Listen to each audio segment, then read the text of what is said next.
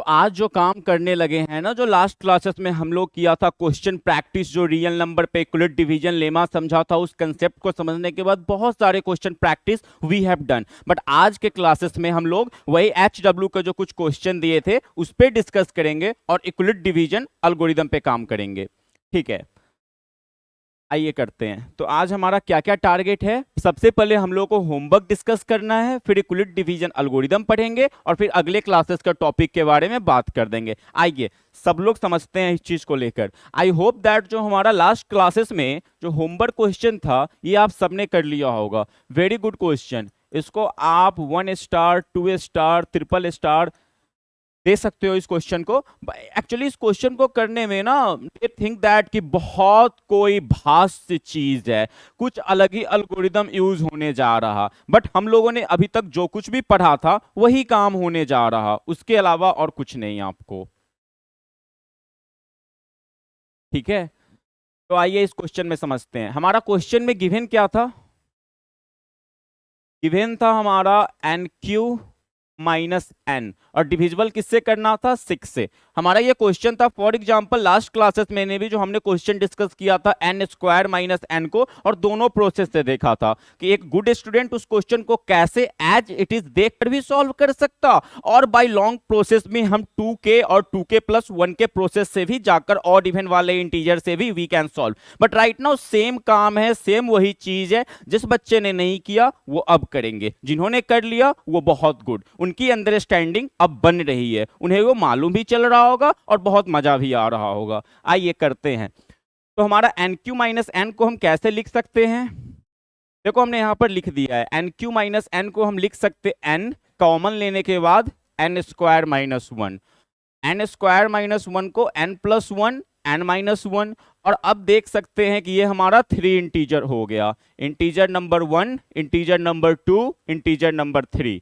पहला इंटीजर, दूसरा इंटीजर और तीसरा इंटीजर। अब मेरे पास ये 3 इंटीजर है। क्वेश्चन में हमें क्या दिखाना है? 6 से डिविजिबल है या नहीं है। To be divisible by 6, we all know कि ये 2 और 3 का डिविजिबल होना चाहिए। हमारे पास सारे बच्चों के दिमाग में ये आया होगा कि यार इस n को दिखा दो कि अगर ये इवन है तो 2 से डिविजिबल है, यदि ये ऑड है फिर भी ये 2 से डिविजिबल है। हमने दिखा दिया कि अगर इस 3 कंसेक्यूटिव इंटीजर्स में से, जो हमने आपको प्रीवियस क्लासेस में भी बताया था कि अगर हमारे पास 3 कंसेक्यूटिव इंटीजर होते हैं तो जो फर्स्ट इंटीजर होता है वो जो होता है आपको अगर इवन होता है तो नेक्स्ट इंटीजर ऑड होता है, फर्स्ट इंटीजर यदि ऑड होता है तो नेक्स्ट इंटीजर इवन होता है। लेकिन जब 3 की बात आती है, जब हम 3 इंटीजर लेते हैं तो इसमें से वो गारंटेड है कि एक इंटीजर जो होगा वो 3 का डिविजिबल होगा ही होगा।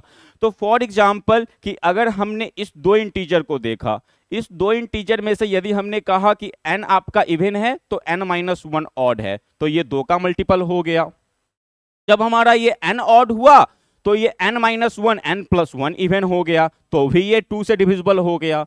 तो out of 3 consecutive integers will have exactly one of then multiple of 3, therefore this is a multiple of 6, since इस तीनों में से 2 का भी मल्टीपल हमने शो कर दिया, 3 का भी मल्टीपल शो कर दिया, और यही वजह है कि ये 6 का मल्टीपल है। मैं एक बार आपको और भी एक्सप्लेन कर दे रहा हूं। हमारे पास क्वेश्चन था NQ माइनस 1 6 से डिविजिबल है या नहीं है। NQ माइनस 1 को आप लिख सकते हो n स्क्वायर माइनस 1, n को आप लिख सकते हो n minus 1 n plus 1, right. अब आप ये कहो कि यदि इस 3 कंसेक्यूटिव इंटीजर्स में से अगर मेरा ये इवन होगा तो ये दोनों ऑड होगा, यदि हमारा n इवन होगा तो n minus 1 n plus 1 odd होगा। तो अगर n इवन है तो 2 से डिविजिबल हो गया। अगर अब क्या, अगर अब मेरा n माइनस 1 n प्लस 1, अगर हमारा इसमें से कोई एक इवन है तो n ऑड होगा, तो भी ये 2 से डिविजिबल हो गया, 2 से डिविजिबल हो गया। तो हमने दिखा दिया ये नंबर 2 से हमारा डिविजिबल है। आगे n माइनस 1 n+1। अब इस तीनों में आप देखो, इस 3 कंसेक्यूटिव इंटीजर है जिसको हम लिख सकते हैं first consecutive integer, second consecutive integer, third consecutive integer. Out of 3 कोई एक तो डेफिनेटली 3 का डिविजिबल होगा। अगर इसमें से कोई एक 3 का डिविजिबल है, फॉर एग्जांपल यही 3 का डिविजिबल होगा, तो हमने ये भी दिखा दिया कि ये 3 से भी डिविजिबल है। तो हमारा ये तीनों कंसेक्यूटिव इंटीजर में हमारा पहला बैरियर था कि n को दिखाना जब वो ऑड होगा तो 2 से डिविजिबल है, इवन है तो ऑल राइट, वो ऑलरेडी 2 से डिविजिबल तो प्रूवन है। तो वी हैव प्रूवन कि ये नंबर, ये इंटीजर 2 से भी डिविजिबल है, 3 से भी डिविजिबल है। आइए, तो आई होप दैट कि ये आप सब लोगों को समझ में आ गया होगा, बट फिर भी कोई डाउट हो तो कमेंट कर देना, उसको भी ले लेंगे नेक्स्ट क्लासेस में। बट हाँ, अब इसी क्वेश्चन को जो है ना, जिस बच्चे ने नहीं देख पाया होगा कि एन क्यू माइनस एन को एन कॉमन लेने के बाद एन स्क्वायर माइनस 1 लिख सकते हैं, वो बच्चे ने 100% वो बच्चे ने 100% वो बच्चे ने 100% बाई लॉन्ग प्रोसेस गया होगा। और लॉन्ग प्रोसेस मीन्स व्हाट, वो लिख सकते हैं लेट, है ना, क्या लिख सकते हैं, वो सपोज करेंगे लेट n इक्वल टू 6 का मल्टीपल, ठीक है, फिर 6 के मल्टीपल प्लस रिमाइंडर, जहां पे वो 6 जो हमारा होगा वो 0 से 5 के बीच में लाई कर रहा होगा, राइट।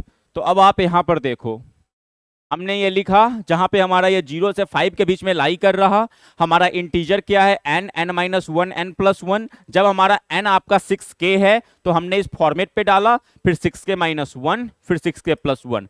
सिमिलरली फिर हमारे साथ 6k + 1 के साथ 6k + 1 डालोगे तो समझने की कोशिश करना, पहला क्या हो जाएगा 6k + 1 जो कि n के लिए, n-1 के लिए बच्चों क्या हो जाएगा 6k + 1 - 1, n+1 के लिए क्या हो जाएगा 6k + 1 + 1। तो ये क्या बन जाएगा 6k + 1, ये क्या बन जाएगा 6k, और ये क्या बन जाएगा 6k + 2। तो बच्चों आप समझ सकते हो कि जब आपने 6k + 1 लिया तो आपका ये फॉर्मेट बना। इस सिमिलरली आप 6k + 2 लो, यहां पे आप 6k + 2 डालो, यहां भी आप 6k + 2 डालो, यहां भी आप 6k + 2 + 1 होगा। तो ये सॉल्व करोगे तो ये भी आपका ये आ जाएगा। फिर इसमें एक बच्चा बहुत clearly, I am telling you,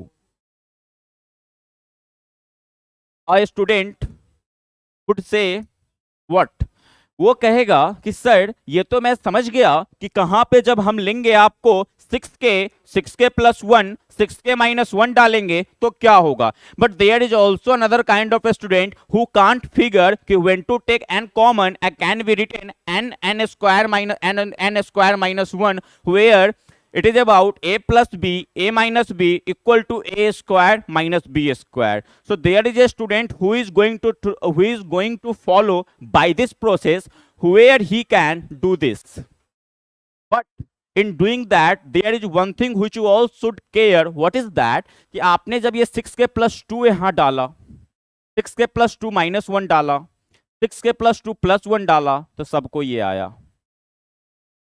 but अब यहां से एक बच्चा बोलेगा कि सर इसमें से जो है ना 3 कॉमन ले सकते हैं, तो 3 कॉमन लेंगे ना तो 6k + 2 में से अगर 3 कॉमन लेंगे तो यहां लिख सकते हैं सर, सॉरी 2 कॉमन लेंगे नॉट 3, आई एम रॉन्ग, यहां 2 कॉमन लेंगे, यहां पे एक मिस्टेक है, यहां पे बच्चों मैं लिख दे रहा हूं, यहां पे जो है ना 2 कॉमन लेंगे, मैं व्हाइट से लिख दे रहा हूं सो दैट आपको कोई प्रॉब्लम ना आए, यहाँ पे 2 कॉमन लेंगे, राइट। जब यहाँ पे आपसे 2 कॉमन लेंगे तो क्या हो जाएगा, फिर ये अगर 2 यहाँ पे कॉमन लेंगे तो ये बन जाएगा आपका 3k + 1, राइट। फिर यहाँ पे एज इट इज कुछ नहीं लेंगे कॉमन, 6k + 1 6k + 1 हो जाएगा, और इस दोनों में से अगर फिर 3 कॉमन ले लेंगे तो ये 2k + 1 हो जाएगा, 3 2 जा 6k एंड 3 1 जा 3। तो अब हमें क्या समझ में, देखो बच्चों 6k + 2 में से 2 कॉमन लेकर ये लिखा, 6k + 1 को एज इट इज ये लिख दिया, 6k + 3 में से जब आपने डिसाइड किया कि यहां पर 3 कॉमन ले सकते हैं तो क्या बन गया 2k+1 जो हमने यहां पर लिखा। अब हमने दिखा दिया ये 2 और 3 मल्टीप्लाई करके 6 हो गया और एज इट इज हमने जो है अनदर आपको मल्टीपल को लिख दिया। तो हमने फॉर एग्जाम्पल जिस बच्चे ने वो नहीं देख पाया तो वो यहाँ पे बड़ा क्लियरली और स्मार्टली प्ले करके बोल दिया कि देखो मैंने तुम्हें हर नंबर को 6 का मल्टीपल दिखा दिया, कहीं पे कॉमन लेकर और कहीं पे तो ऑलरेडी सॉल्व करने पे वो दिख ही रहा है। आइए तो हमने 6k+1 लिया, 6k+2 लिया और लेकिन लेना कहां तक है 5 तक। तो चलिए अब देखते हैं 6k+3। राइट बच्चों, हर चीज अपने कॉपी में नोट कर लेना, ये आपके लिए एक बहुत अच्छा नोट्स के रूप में काम करेगा और आपके एग्जाम में आपको ये बहुत हेल्प करने वाला है। अब देखिए 6k+3, जब हमने 6k+3 लिया तो क्या था इंटीजर, यहाँ पे n, यहाँ पे n-1 और यहाँ पे n+1। जब हमने यहाँ पे n के जगह पे 6k+3 डाला तो एज इट इज ये लिखा। जब हमने n के जगह पे 6k+3-1 लिखा तो ये घट के लिखेंगे ना, n-1 के जगह पे अगर आप लिखोगे 6k+3-1 तो फिर ये सॉल्व होके 6k+2 ही बन जाएगा ना, तो हमने 6k+2 लिखा। फिर हमने 2 कॉमन लेके 3k+2 हो गया। फिर आगे हमने यहां से 3 कॉमन लिया तो ये बन गया, 6k+2 को एज इट इज लिखा, यहां से 2 कॉमन लिया तो 3k+2 बन गया। फिर इस दोनों 3 और 2 को मल्टीप्लाई करके यहाँ 6 लिखा और दिखा दिया आगे सारे जो है वो 6 के मल्टीपल है। फिर नेक्स्ट केस हमने 6k+4 लिया, 6k+4 लिया, 6k+3 लिया, 6k+5 लिया। फिर हमने जो है यहाँ पे 6 कॉमन लिया तो 3k+2 हो गया, 2k+1 हो गया, फिर 6k+5 एज इट इज लिख दिया। तो यहां से हमने फिर 2 और 3 कॉमन निकाला, जिससे हमारा 2 और 3 का मल्टीपल हो रहा था उसे एज इट इज दिखा दिया और जो नहीं हो रहा था उसे लिख दिया। तो समहाउ हमने दिखा दिया कि 6k+4 भी जो है वो 6 का मल्टीपल आ रहा। ये सारे घुचुर घुचुर घुचुर घुचुर घुचुर। नेक्स्ट 6k+5 के केस में 6k+5 लिखा, 6k+5-1 लिखा जो कि 4 बन गया, 6k+5+1 लिखा जो कि 6k+6 बन गया। फिर इन सब में से आप कॉमन लोगे, क्या कॉमन लोगे बच्चों, 6 कॉमन ले लोगे। 6 कॉमन लोगे तो यहां से कुछ नहीं मिलेगा, आपने एज इट इज लिख दिया। 6 कॉमन लोगे यहां से भी कुछ नहीं मिलेगा, एज इट इज लिख दिया। बट 6k+6 में से अगर 6 कॉमन लोगे तो इसको लिख सकते हैं ना, 6k+6/6/6 जो कि यहां से बन जाएगा k और यहां से बन जाएगा 1, है ना, ये लिख सकते हैं ना। तो ये चीज देखो, जब हमने 6 कॉमन लिया तो 6k+5, जब हमने यहाँ पे जो है 6 से कॉमन लिया तो कुछ भी नहीं हुआ तो 6k+4 एज इट इज लिख दिया। बट इसको जब 6 से डिवाइड देंगे ना तो ये बन जाएगा, बिकॉज 6k+6/6 को ये लिख सकते हैं और ये लिख सकते हैं, तो फिर k+1 बन जाएगा। होप कि आप सबको ये चीज मालूम ही होगा। स्टिल उन सारे बच्चों को जो कैलकुलेशन में हो रही होगी problem, for all those students I explained it, right. अब चलिए, तो हमारा जो होमवर्क का बहुत डिफिकल्ट सा क्वेश्चन आप लोगों को दिख रहा था, आई होप कि अब आपको कोई प्रॉब्लम इसमें नहीं हुई होगी। स्टिल यदि कोई प्रॉब्लम है तो आप इसे कमेंट में पोस्ट कर देना, नेक्स्ट क्लास में उसको भी लेकर सॉल्व कर लेंगे, राइट। और कोई प्रॉब्लम नहीं। चलिए अब हम लोग बात करते हैं नेक्स्ट स्लाइड पे। हमारा नेक्स्ट स्लाइड यानी कि अब आज की जो टॉपिक है वो है आपको इक्विलिट्स डिवीजन एल्गोरिदम। तो हमने अभी तक इक्विलिट्स लेमा पे तो बात किया, कैसे किसी नंबर को उसके फॉर्म में, उसके रियल फॉर्म में एक्सप्रेस करे, उस पर भी बात कर लिया। तो अब जो बात हो रही होगी, जो हमारे एनसीईआरटी का नेक्स्ट टॉपिक है, व्हिच इज इक्विलिट्स डिवीजन एल्गोरिदम। तो इक्विलिट्स डिवीजन लेमा को तो हमने बहुत अच्छे से समझ लिया। ये इतना डिफिकल्ट और कॉम्प्लेक्स से लगने वाला नाम का क्या मतलब है, कैसे इसको बहुत क्लियरली अंडरस्टैंडिंग के पीछे भाग के लॉजिकल सारे क्वेश्चन को सॉल्व कर सकते within a nanosecond और ओरली भी। Now let's try to understand and to build a concept for Euclid's division algorithm. देखो बच्चों, इसमें एचसीएफ वाली बात होती है। एचसीएफ निकालना तो हम लोग अभी तक जान ही रहे होते, बट इसमें हम लोग बात करेंगे इक्विलिट्स डिवीजन एल्गोरिदम के मीडियम से कैसे एचसीएफ को फाइंड करें बहुत इजीली। तो देखो इसमें क्या होता है ना, पहले सबसे इंपॉर्टेंट एंड फर्स्ट हम पूरे एल्गोरिदम का एक सेंस बनाते हैं कि एल्गोरिदम का क्या सेंस है। फॉर एग्जाम्पल हमने दो नंबर लिया 8 एंड 20, इसका हमें अगर HCF निकालना है, किसी ने बोला कि इसका एक हाईएस्ट कॉमन फैक्टर बता दो जिससे ये दोनों डिविजिबल है और दोनों का ये मल्टीपल है। हमने क्या किया, हम 8 को लिख सकते 4 इंटू 2, 20 को लिख सकते 4 इंटू 5। स्टेप नंबर 1 में हम क्या देखा, यहाँ भी 4 कॉमन, यहाँ भी 4 कॉमन, तो हमारा 8 एंड 20 का जो HCF क्या आ रहा, 4 आ रहा। तो ये जो 8 का जो HCF 4 इंटू 2 जो है वही आगे जाकर 4 इंटू 5 बन रहा है। क्यों? बिकॉज जस्ट इसको हमने मल्टीपल के फॉर्म में लिखा। तो ये हमने जस्ट आपको दिखाया कि हम 8 को कैसे उसके फैक्टराइजेशन के फॉर्म में लिख सकते हैं। आगे जो हमारा अगला स्टेप है वहां पे मैंने आपको दिखाया कि अगर 20 का हमें आपको HCF करना है तो हम यहाँ लिख सकते 8 into 2 which is a quotient plus remainder 4। 2 को हम लोग यहाँ एक्चुअल में डिवाइड कर रहे हैं किससे, 8 से। जब हम लोग 20 को 8 से डिवाइड कर रहे हैं तो क्या मिल रहा हमें, 2 टाइम्स, जहां पे 4 हमारा रिमाइंडर हो रहा। तो HCF of 20 and 8 is as same as HCF of 8 and 4। यहां पे समझने की बात करना मैं क्या बोल रहा हूं कि HCF ये 20 और 8 का वही होगा जो HCF इस 8 और 4 का होगा। जो 20 को फैक्टराइज करने पे हमने लिखा 8 इंटू 2 प्लस 4, तो 20 और 8 का HCF वही होगा जो 8 और 4 का HCF होगा। ये लाइन हमने, बहुत सारे बच्चों को इस लाइन की क्लियर अंडरस्टैंडिंग नहीं होती कि 20 और 8 का वही HCF होगा जो आपको 8 और 4 का होगा। 20 और 8 का वही HCF होगा जो आपका ये 8 और 4 का होगा। राइट, होप आपको बात मेरी समझ में आ रही होगी। फिर आप आगे आप इस 8 का फैक्टराइज करोगे, जो मैं आगे समझा दे रहा हूं, आपको यहाँ थोड़ा प्रॉब्लम हो रहा होगा।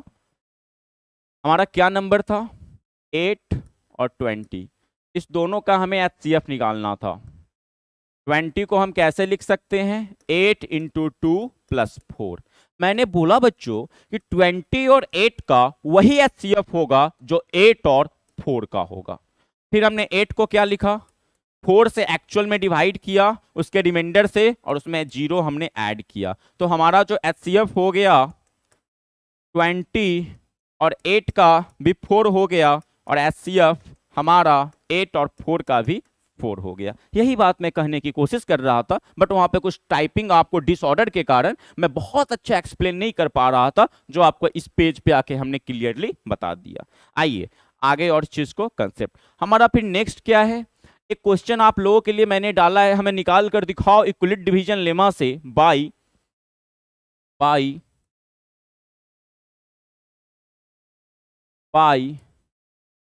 इक्विलिट्स डिवीजन एल्गोरिथम।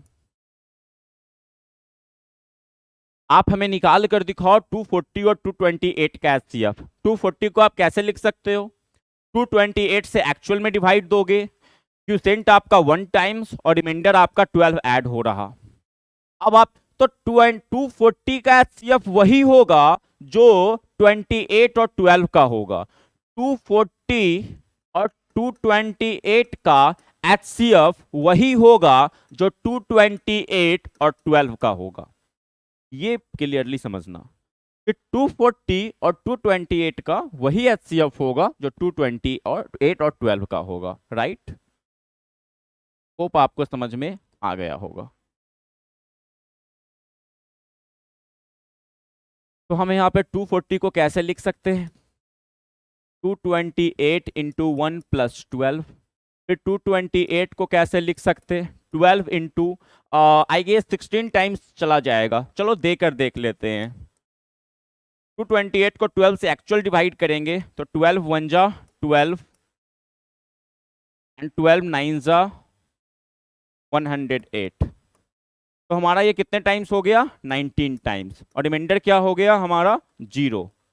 तो होप कि आपको समझ में आ गया होगा इसका जो HCF है, हाईएस्ट कॉमन फैक्टर है, वो क्या है।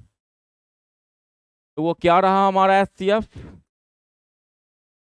240 और 228 का वो हो गया 12। क्यों? बिकॉज तो इस क्वेश्चन को हमने बहुत क्लियरली आपको समझ लिया। चलो नेक्स्ट क्वेश्चन करते हैं इससे भी अच्छा हाँ, नेक्स्ट क्वेश्चन अगर आपने वो कर लिया है तो इसको आप एज अ होमवर्क करना। कैसे करोगे एचसीएफ? किसका एचसीएफ आपको करना है? बाय यूक्लिड डिवीजन एल्गोरिथम से 656 और 4025 का। इस दोनों में बड़ा कौन है? 4025। इसको कैसे लिखोगे? 1656 इंटू, आई गेस ये 2 टाइम्स चला जाएगा, हाँ 2 टाइम्स लिखोगे और जो भी रिमाइंडर आपका आएगा वहां पे ये लिखोगे। फिर 4025 और 1656 का वही एचसीएफ होगा जो ये दोनों का होगा, है ना। तो फिर आप 656 लिखोगे, रिमाइंडर से इसको डिवाइड करोगे, फिर क्यूसेंट को यहाँ मल्टीप्लाई करोगे और फिर जो रिमाइंडर आएगा उसको आप लिखोगे। यहाँ पे ये रिमाइंडर कैसे काम कर रहा? डिवीजर के तरह। तो इस तरीका से हमारे दिमाग में बिल्कुल क्लियरली अंडरस्टैंडिंग होना चाहिए, no confusion, no time pass. जो एक्चुअल में मैथ्स में समझना है, जो फन करना वही बोर्ड पे कर रहे हैं। बहुत आसान सी टॉपिक है, मैंने क्लियरली आपको सबसे शुरू में ही समझा दिया यूक्लिड डिवीजन एल्गोरिथम हमें क्या बताना चाह रही है, इसलिए क्वेश्चन को ऐसे कर रहे हैं। आप लोग एक्चुअल में इसको करके और पूरा का पूरा आप लोग स्क्रीनशॉट ऐड करोगे अपने कमेंट में, या आप लोग आंसर टाइप करना, वैसे आपको नेक्स्ट क्लासेस में एज अ होमवर्क टास्क इसको डिस्कस करेंगे। नेक्स्ट क्वेश्चन हमारा क्या है? फिर हमने 2 और होमवर्क आपको दे दिया। आप एचसीएफ करोगे 866 और 255 का, किससे? यूक्लिड डिवीजन एल्गोरिथम से। फिर आप एचसीएफ किसका करोगे? 3 वाला।